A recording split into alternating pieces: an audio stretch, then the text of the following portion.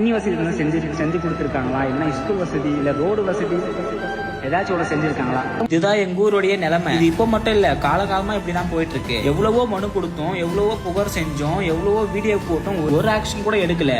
மலைப்பகுதியில வாழ்ற பசங்க படிக்கிறதுக்கு எவ்வளவு தூரம் வரணும்னு பாருங்க, ரோடு எப்படி இருக்குன்னு பாருங்க. அரசாங்கம் கொஞ்சம் உதவி பண்ணா நல்லா இருக்கும். ஆனா இன்னைக்கு நான் செஞ்ச காரியத்தால பல தலைமுறைகள் வாழப்போகுதுதான் முட்டாள்.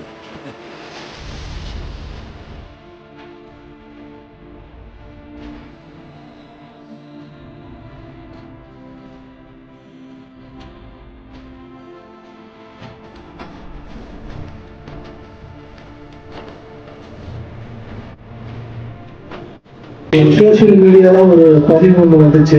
கிட்டத்தட்ட ஒரு 75 வருஷமாக எந்த அடிப்படை வசதியும் இல்லாம கடந்த காலங்களில் போராட்டம் பண்ணி ஆர்ப்பாட்டம் பண்ணி மனு கொடுத்து எந்தவித நடவடிக்கையும் எடுக்கலைன்னு சொன்னாங்க.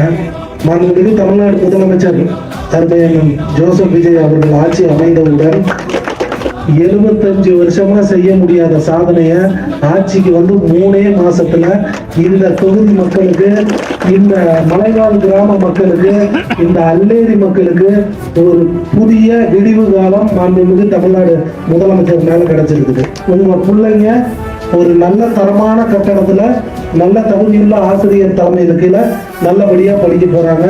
சந்தோஷமா இருங்க. இதுமான விஷயம் இத்தனை நாளா யார் மேலையும் செய்ய முடியாதது. அவங்களுக்கு அந்த தார் சாலை வசதி கேட்டுட்டு இருக்கிறாங்க. அந்த தார் சாலை வசதிய இன்னைக்கு பணியாளை வழங்கிட்டோம்னு சொல்லி மக்கள்கிட்ட போய் சந்தோஷமா இந்த விஷயத்த சொல்லு.